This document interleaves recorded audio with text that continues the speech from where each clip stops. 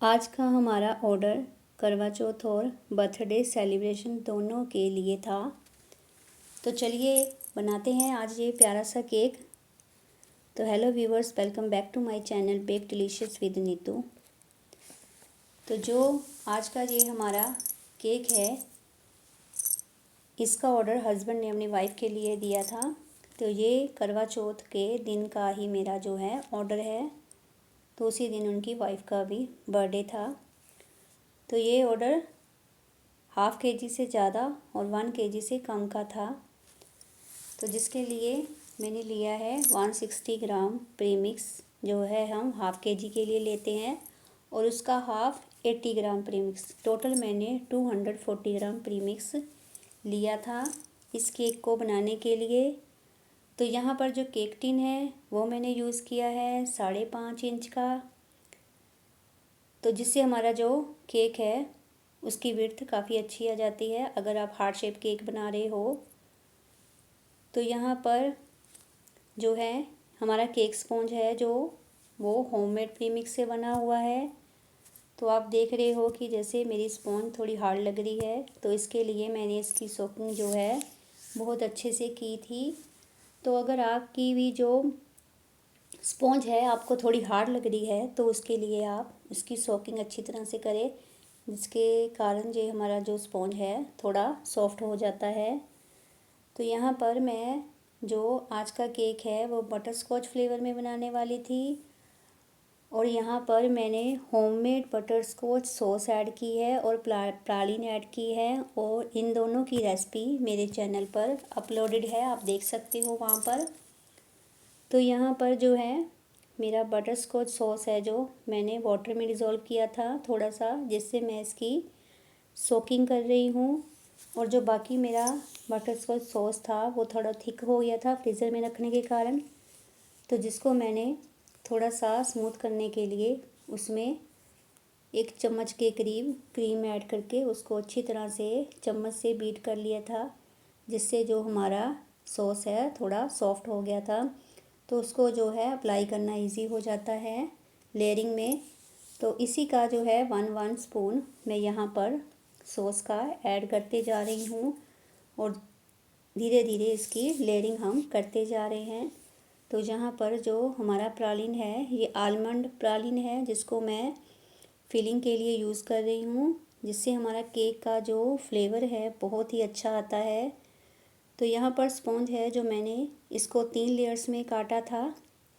तो आज की जो हमारी वीडियो है थोड़ी लंबी ज़रूर है, पर वो किसी लाइव से कम नहीं है। आपको यहाँ पर हार्ट शेप केक की फुल इन्फॉर्मेशन मैं देने की कोशिश करूँगी। तो जो जो भी प्रॉब्लम्स आती हैं हार्ट शेप केक बनाने में, तो उसको मैं सबको क्लियर करने की कोशिश करूँगी।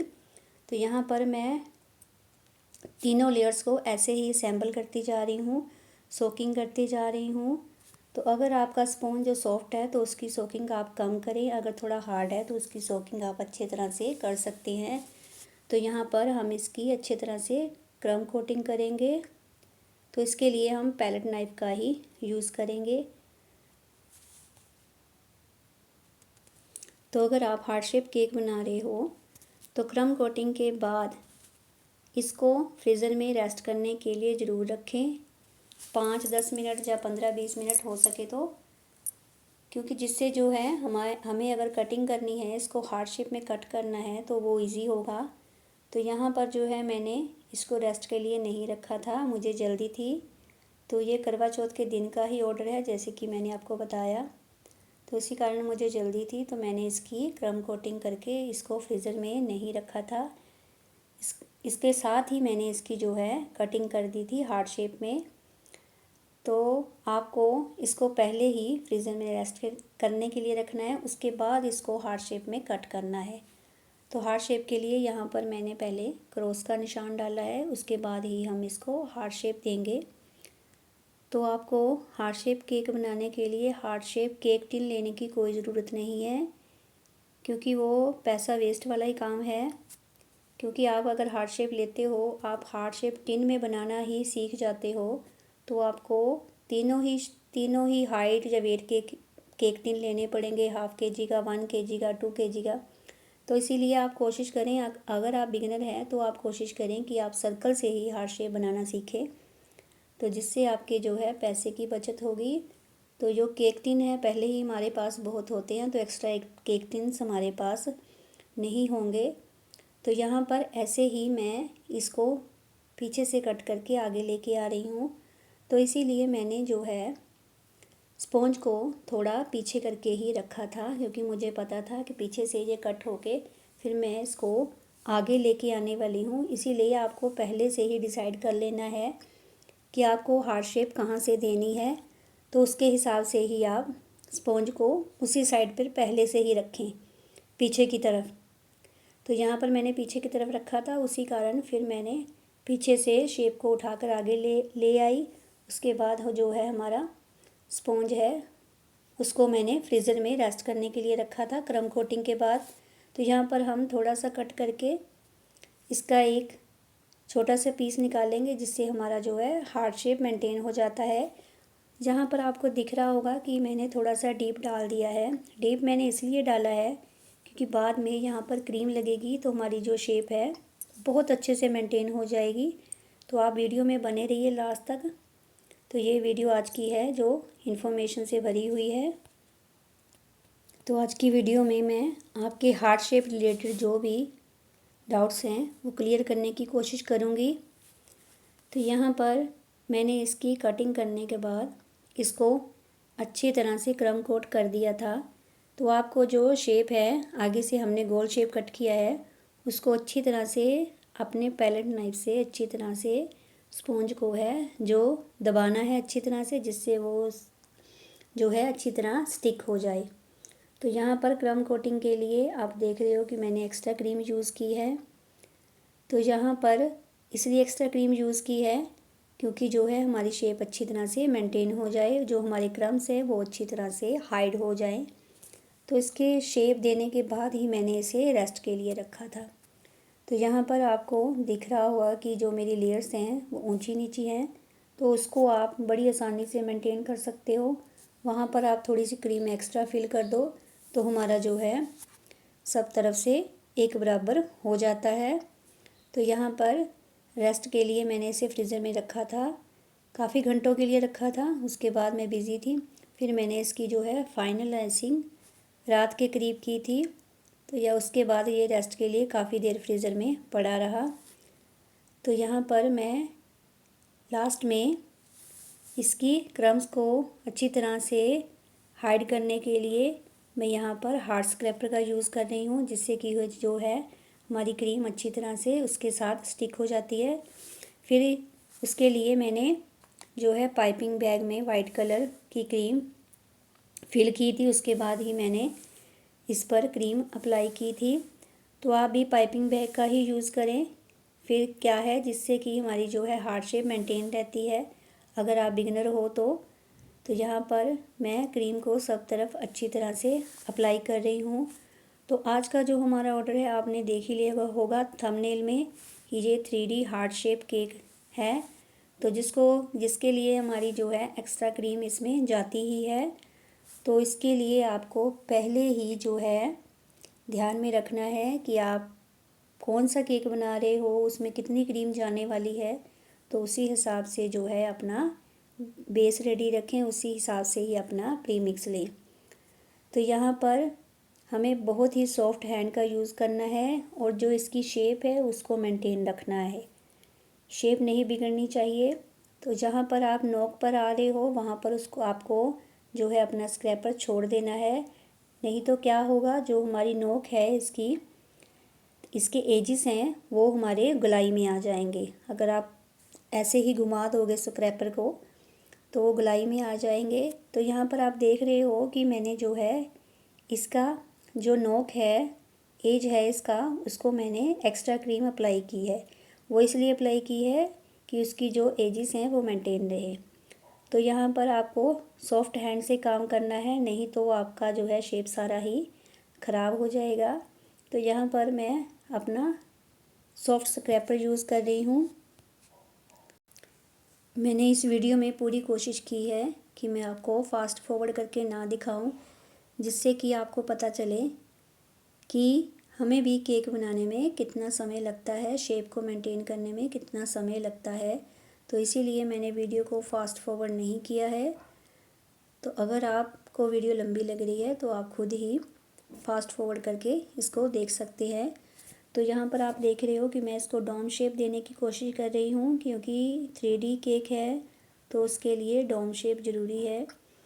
तो उसके लिए जो आप एक लेयर क्रीम की टॉप पर लगा रहे हो, तो कोशिश करें उसके ऊपर फिर दोबारा से उसी शेप में क्रीम को अप्लाई कर दे, जिससे आपका जो है dome shape 3D effect easily आ जाएगा, आपको उसमें कोई मुश्किल नहीं होगी। तो यहाँ पर जो इसके एजिस हैं मैं उसको राउंड शेप देने की कोशिश कर रही हूँ। तो उसके लिए मैंने जो है सॉफ्ट स्क्रैपर जो होता है उसका यूज़ किया है। तो ये हमारा जो है कपड़ों के साथ जो टैग्स आते हैं उसी का मैंने यूज़ किया है। तो आप देख रहे हो बड़ी आसानी से जो हमारा 3D इफ़ेक्ट वाला शेप रेडी हो गया है। तो यहाँ पर इसको अच्छी तरह से फिनिशिंग देने की कोई ज़रूरत नहीं थी, क्योंकि मैं इस पर ग्लेज़ अप्लाई करने वाली थी। तो इसीलिए मैंने इसकी फिनिशिंग की तरफ ज़्यादा ध्यान नहीं दिया है। तो यहाँ पर आपको शेप का ही सिर्फ ध्यान रखना है कि आपकी शेप है जो वो अच्छी तरह से आनी चाहिए, क्योंकि ग्लेज़ वाले जो केक होते हैं वो ग्लेज़ कवर हो जाएगी उस पर, तो उसके बाद नहीं पता चलेगा फिनिशिंग का। सिर्फ शेप का ही यहाँ पर ध्यान रखें। तो यहाँ पर मैंने एक पाइपिंग बैग लिया है, तो उसमें हम फिल करने वाले हैं वाइट वनीला ग्लेज़, जिसको आप जेल भी बोल सकते हैं। तो इसके लिए मैंने लिया है रेड कलर। तो ये मेरा जो रेड कलर है उसको मैं ग्लेज़ में जेल में डाल रही हूँ। 1 ड्रॉप के करीब ही मैंने इसको डाला था, और जहाँ पर जो मेरी ग्लेज़ थी वो बाद में कम पड़ गई थी, तो फिर मुझे वो और लेनी पड़ी। तो आप कोशिश करें कि जो आपका 1 kg से कम का केक है तो उसके लिए जो है 3 चम्मच के करीब जो है हमारी ग्लेज़ यूज़ हो जाती है। तो यहाँ पर मैंने इसको पाइपिंग बैग में फ़िल किया था, और यहाँ पर मैंने ग्लेज़ में 1/2 चम्मच के करीब वाटर भी ऐड किया था। तो वाटर आपको खुद ही डिसाइड करना है कि आपको कितना डालना है। तो यहाँ पर अगर आप चाहें तो मेरा जो कलर था वो थोड़ा थिक था, यहाँ पर आप जो लिक्विड फूड कलर होते हैं उनका यूज़ कर सकते हैं, क्योंकि वो क्रीम में तो इतना अच्छा काम नहीं करते हैं, क्रीम लिक्विड ही हो जाती है उससे। तो ग्लेज़ में आप उसका यूज़ कर सकते हैं अगर आपके पास हैं। तो यहाँ पर मैंने उसी कलर का यूज़ किया था, वो थिक था। अगर मैं जहाँ पर लिक्विड कलर यूज़ करती तो मुझे वाटर है जो ना भी चाहे डालती तो जो हमारा जो है काम चल जाता। तो यहाँ पर मुझे वाटर इसीलिए ऐड करना पड़ा, क्योंकि मेरा जो कलर था वो लिक्विड ही नहीं था। तो हमारा जो केक है बनने के बाद बहुत ही इसकी जो लुक है बहुत ही बढ़िया लग रही थी। तो यहाँ पर भी आपको सॉफ्ट स्क्रैपर का यूज़ करना है। तो मैं यहाँ पर पहले टॉप को कवर कर रही हूँ ग्लेज़ से। तो उसके बाद जो है मैंने ली थी वाइट ग्लेज़। तो ये हमारी ब्लॉसम की वाइट ग्लेज़ है, तो उसको मैंने पाइपिंग बैग में फिल कर लिया था। तो ये थोड़ी सी थिक थी, फ्रीज़र में रखा था मैंने इसे, तो उसके कारण थिक थी थोड़ी, फिर इसीलिए मैंने इसको पाइपिंग बैग में डालकर हाथ से थोड़ा स्मच किया, जिससे जो हमारी है जो अच्छी तरह से लिक्विडी हो गई थी। और उसके बाद आप कोशिश करें, अगर आप राइटिंग कर रहे हैं तो उसको रफली किसी प्लेट में या कहीं पर भी आप उसको पहले ट्राई करें, फिर उसके बाद ही फाइनली केक पर राइटिंग करने की कोशिश करें। तो यहाँ पर आप देख रहे हो कि मैंने पहले प्लेट में जो मैंने केक पर राइट करना था उसको लिख के देखा, उसके बाद ही मैंने उसको केक पर अप्लाई किया, क्योंकि आपको पता है यहाँ पर गलती की कोई गुंजाइश नहीं है, आपका सारा जो केक है ख़राब हो जाएगा। इसीलिए कोशिश करें कि पहले प्रैक्टिस ज़रूर कर लें, उसके बाद ही केक पर राइटिंग करने की कोशिश करें। तो यहाँ पर मैं टॉप पर मैंने वाइट क्ले से लव लिखा था। तो यहाँ पर बहुत ही ईज़िली जो है हमारा एक बार में ही लिखा गया था और यहाँ पर मैंने बॉर्डर कुछ नहीं दिया है, तो जिससे हमारा जो केक है बहुत ही अच्छा दिखाई दे रहा था। तो हमारा ये 850 ग्राम के करीब केक रेडी हो गया था। आज की वीडियो कैसी लगी आपको? Thanks for watching.